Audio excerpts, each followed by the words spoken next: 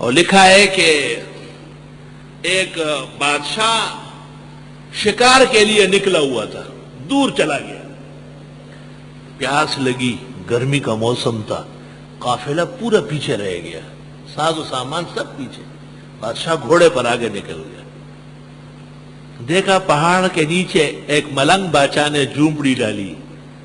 اس زمانے میں اولیاء جنگلوں میں ہوتے تھے، اب شہر میں آ گئے، بڑے بڑے پلاٹ قبضہ کر کے اور ٹرسٹ بنا لیے۔ شاباش، جاپانی ولی جاپانی ولی ہے، جتنا بڑا ٹرسٹ ہوگا بہت زیادہ یہ بڑا ولی ہوگا۔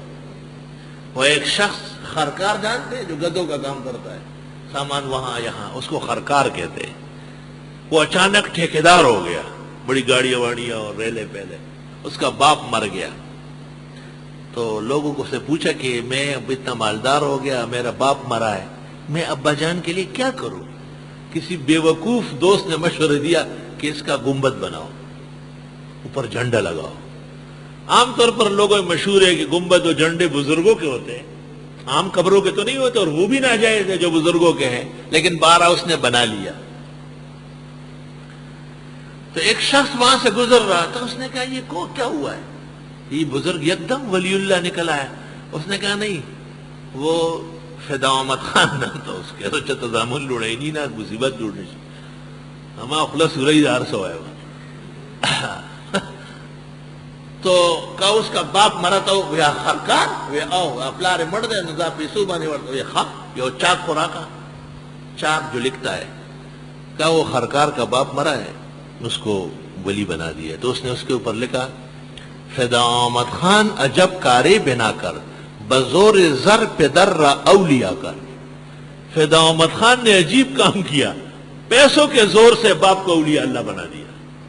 فدا احمد خان عجب کارے بنا کر اور بزور زر پدر را اولیاء کر۔ اس زمانے کا دستور یہ تھا کہ کامل اولیاء جنگلوں میں جاتے تھے۔ حبب الی الخلا، حضرت فرماتے مجھے بھی وہی سے پہلے باہر دشت میں غار حرا میں بیٹھنے کو پسند کیا گیا۔ علماء فرماتے ہیں جب وہی نہ ہو تو وہاں ٹھیک تھا، اور جب وہی آئی یا ایھا المزمل قم اللیل، اب اٹھیے، یا ایھا المدثر قم فانذر، وہی سے پہلے اپنے آپ کو بچانا یہ مقام ولایت کا ہے، اور وہی کے بعد دنیا کو بچانا یہ مقام علماء کا ہے۔ العلماء ارفع حالا من الاولیاء، علماء اونچے مقام کے ہیں، اولیاء تو ان کی امت ہے، ان کا رعایا ہے۔ تو بادشاہ سلامت نے دیکھا کہ ملنگ بادشاہ مسلح پر بیٹھے ہوئے ہیں۔ بادشاہ سلامت گھوڑے سے اترا، جھونپڑی میں آیا، ملنگ بادشاہ کو سلام علیکم، وعلیکم السلام، یار پانی ہے؟ جی بالکل، آپ تشریف لائیں۔ ملنگ بادشاہ نے مٹکے سے جام پانی کا بھرا، بادشاہ کی خدمت میں پیش کیا۔ بادشاہ نے نوش جان فرمایا بڑے آرام سے، پیاس لگی ہو تو کیسے مزہ دیتا ہے پانی۔ اب پاک ہاتھوں سے تھا، تھوڑی دیر بعد کہا کہ ایک اور پلا دیں گے؟ ہاں بالکل، ایک اور بھر کے دے دیے۔ بادشاہ دم بخود ہو گیا، پیچھے سے قافلہ وزیروں کا اور تمام خدام کا اور فوج کا ساز و سامان کے ساتھ پہنچ گیا۔ بادشاہ نے ملنگ بادشاہ کو کہا کہ یہ سامنے شہر یہ میرا ہے، میں اس کا بادشاہ ہوں، آپ نے آڑے وقت میں میری مشکل حل کی، کسی دن تشریف لائیے، خوشی ہو۔ ملنگ بادشاہ نے کہا ہم فقیروں کا شہر میں کیا کام ہے، چلو دیکھیں گے۔ خدا کا کرنا یہ تھا، کچھ مدت گزر گئی، ملنگ بادشاہ کو کوئی کام پڑ گیا، شہر آیا، دیکھا تو ایک جگہ بڑا بورڈ لگا ہوا ہے، بادشاہ سلامت کا نام ان کو یاد آیا۔ اندر آیا، پوچھا کہ بادشاہ سلامت ہے؟ کہاں ہے؟ ان کو بتاؤ جنگل سے ایک ملنگ آیا ہے۔ بادشاہ کو اطلاع دی گئی، اس نے کہا فوراً اندر آئے، میرا دوست، اچھے لوگ تھے۔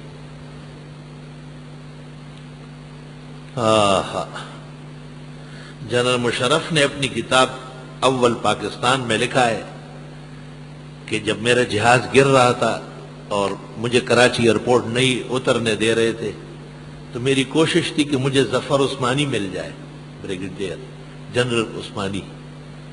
جب وہ مجھے مل گئے تو میری جان میں جان آ گئی۔ آگے دیکھو، چند لمحوں میں مظفر عثمانی نے وہاں سے تمام کرین ہٹائے اور ایئرپورٹ کا کنٹرول سنبھالا، اور مجھے وائرلیس پر کہا کہ آپ جہاز اتارے، ہم موجود ہیں۔ کہا جہاز جب اتر گیا تو بھی مجھے یقین نہیں آ رہا تھا، کیونکہ وزیر اعظم نے آرڈر دوسرا دیا تھا، اور مجھے یقین تھا کہ میری گرفتاری ہوگی۔ لیکن جب میں نے سیڑھیوں پر دیکھا کہ مظفر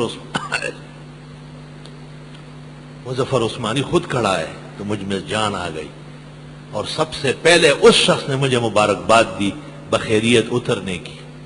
یہ لکھ کے اسی شخص نے اپنے دور میں امریکہ کے کہنے پر مظفر عثمانی کو قید کیا ہوا ہے گھر کے اندر۔ ایسا کوئی غیرتی ہو سکتا ہے؟ چاہیے تھا کہ مشرف پورا خاندان اس پہ قربان کر لیتا کہ اس نے تو مجھے نیچے اتارا اور ملک کا بادشاہ بنایا۔ ایسا بے انصاف ناشکرا، کچھ گناہ اس شخص کے ایسے جو اللہ معاف نہیں کرے گا۔ طالبان کے سر کا سودا، بے گناہ معصوم طلبہ و طالبات کو بھون ڈالنا، اور مظفر عثمانی جیسے وفادار دوست محسن اور جرنیل کے ساتھ امریکی خواہش پر اس کا نام و نشان نہیں کہ وہ ہے کہاں۔ اف تف ہے چرخ گردو تف، ایسے نالائق و ناشکرہ تو کم ماؤں سے پیدا ہوئے ہو۔ آپ کتاب پڑھیں، اس کی لکھی ہوئی ہاتھ، اس دور میں لکھی، کس شان سے لکھ رہے ہیں کہ مظفر عثمانی نے سارا ماحول سازگار کیا۔ اول اس کو کورٹ کمانڈر کراچی بنایا، پھر اپنا نائب بنایا، اور وہاں گرفتار کر کے کہا امریکہ نہیں چھوڑ رہا، اندر جاؤ۔ آپ کو وہ دن یاد نہیں تھے جب آپ فضا کے اندر لٹکے ہوئے تھے اور پائلٹ کہہ رہا تھا کہ فیول ختم ہو رہا ہے، ہم نیچے گرنے والے ہیں؟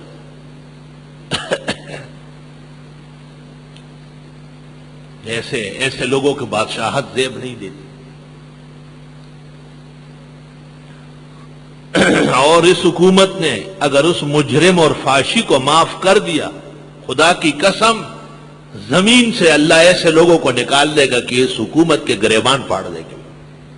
وہ مجرم قوم، اس پر عبرتناک قسم کا مقدمہ اور سزا نافذ ہونا چاہیے۔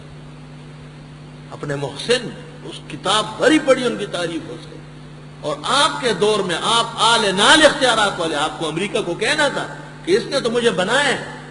صرف اس کا قصور یہ تھا کہ 5 وقت نمازی تھا اور پورے دین پر ایمان رکھتا تھا، اور بڑی میٹنگ میں اس کو کہتا تھا کہ یہ کفر کی نمائندگی کر رہے ہیں آپ۔ یہ کمال تھا، ترک کی بات ہے، پاکستان اس کے لیے نہیں بنا ہے، وہ واحد مسلمان تھا۔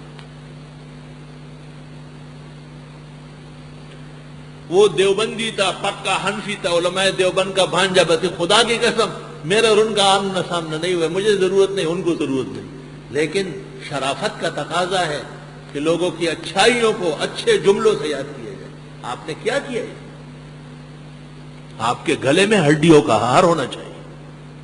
ایسے ایسے محسنوں کو آپ انڈر گراؤنڈ کر رہے ہیں، نام و نشان نہیں اس ہستی کا۔ جوان سالہ آدمی، اس کو زبردستی ریٹائر کرا کے اور اندر باندھ لیا ہے۔ آفرین ہمارے فرسودہ اور بے خود سیاستدانوں پر کہ وہ بھی ایک بیان، ایک جملہ زبان پر نہیں لاتے۔ ایسے کتنے بے شبہ لوگ ہیں جو پابند سلاسل بغیر جرم کے، جرم ان کا کیا؟ صرف یہ کہ وہ اعلیٰ درجے کے مسلمان ہیں۔ ایاک نعبد و ایاک، خدایا ہم آپ ہی کی عبادت کرتے ہیں اور آپ ہی سے مدد مانگتے ہیں۔ ملنگ بادشاہ جب بادشاہ کے پاس جانے لگا تو بادشاہ مسلمان تھا، اس وقت وہ نماز سے فارغ ہو چکا تھا اور دعا مانگ رہا تھا۔ لمبی دعا مانگی، دعا ختم کر کے السلام علیکم ملنگ بادشاہ، بخیر،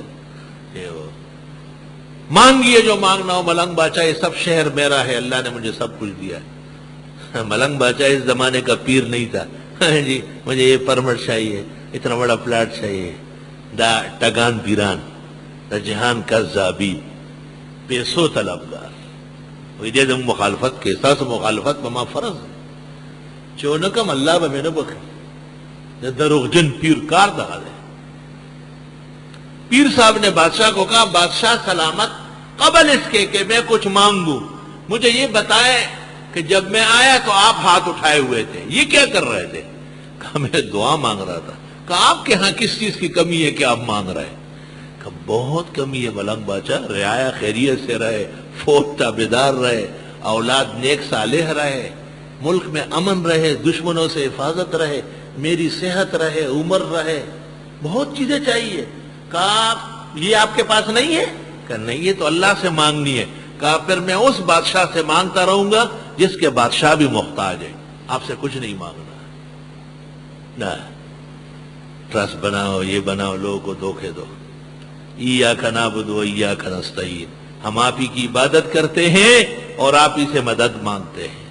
خدایا اس عقید ایمان میں ہمیں مخلص اور صاف ستھرے سچے بنا۔